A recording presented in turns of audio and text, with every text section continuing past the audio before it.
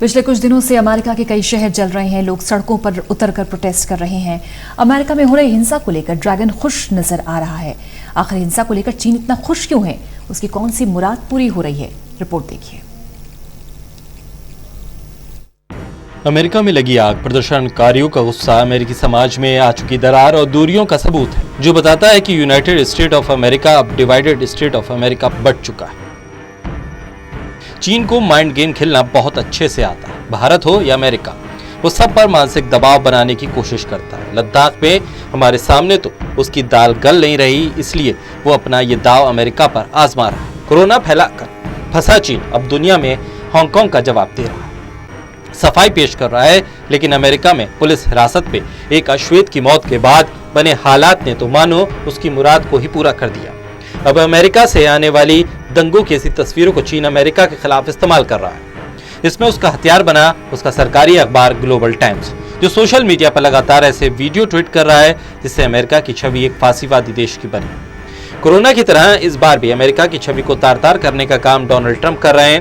वो प्रदर्शन कर रहे हैं, अपने ही नागरिकों पर सेना के इस्तेमाल की धमकी दे रहे हैं। डोनाल्ड ट्रंप के ये तेवर हिंसा वाले राज्यों के गवर्नर को मंजूर नहीं। हिंसा प्रभावित शहरों के मेयर और पुलिस चीफ इस मामले को धैर्य और अपनेपन से हैंडल करना चाहते हैं, जो ट्रंप की सोच से बिल्कुल उलट है।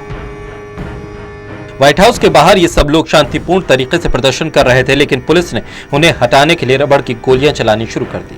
ये सब इसलिए किया गया क्योंकि राष्ट्रपति डोनाल्ड ट्रंप को पास ही के सेंट जॉन चर्च जाना था, इसलिए प्रदर्शनकारियों को जबरन हटा दिया गया। प्रदर्शनकारियों को हटाने के बाद डोनाल्ड ट्रंप पैदल इस ऐतिहासिक चर्च में गए, जिसे बीती रात प्रदर्शनकारियों ने नुकसान पहुंचाया था। अमेरिका का हाहाकार चीनी ड्रैगन को बहुत पसंद आ रहा है, क्योंकि अमेरिका से आने वाली इन तस्वीरों के जरिए उसे अपना प्रोपेगेंडा चलाने का मौका मिल रहा है। इसी सिलसिले में वो अपने सरकारी अखबार ग्लोबल टाइम्स के जरिए ऐसे वीडियो ट्वीट कर रहा है जिससे अमेरिका की साख पर बट्टा लग रहा है। ग्लोबल टाइम्स के एडिटर वीडियो बनाकर अमेरिका की इस नस्लीय हिंसा की तुलना हांगकांग से कर रहे हैं। ग्लोबल टाइम्स के एडिटर को आपने भी भारत को धमकाते हुए देखा होगा। चीन के इस अखबार को चीन की सरकार की आवाज माना जाता है, जो दुनिया के सामने अमेरिका को एक अलोकतांत्रिक और फांसीवादी देश साबित करना चाहता है। ये सच है कि अमेरिका में अश्वेत की मौत से लोगों में गुस्सा है, वहाँ पर लूटपाट भी हो रही है और इसी लूटपाट पे कई ऐसी घटनाएं भी हो रही हैं जिसकी कल्पना अमेरिका में कम से कम नहीं की जाती।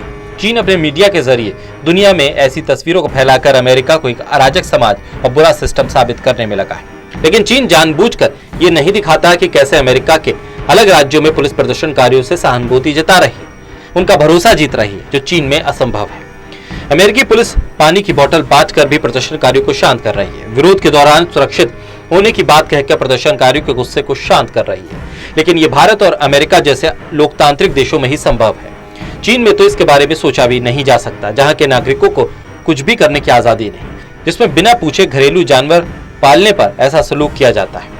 रही बात हांगकांग की, तो वहां चीन की पुलिस मौका मिलते ही सीधे प्रदर्शनकारी नौजवानों को गोली मारती है। ये बात सिर्फ अमेरिका को एक नाकाम देश या बुरा सिस्टम साबित करना भर नहीं है। कोरोना की वजह से अमेरिका की इकोनॉमी को 597 लाख करोड़ रुपए की चपत लग चुकी है। ये रकम भारत की अर्थव्यवस्था से दुगनी है। अमेरिका में इतने बड़े पैमाने पर दंगों से कंपनियां नया निवेश करने से हिचकेंगी, जिससे कोरोना की वजह से 4 करोड़ अमेरिकी बेरोजगारों को नई नौकरी मिलने में देरी होगी। नया निवेश नहीं होगा, रोजगार न मिलने पर मार्केट में जिस मांग की उम्मीद थी वो नहीं आएगी। इससे इकोनॉमी की रिकवरी देर से होगी। Special desk, total news.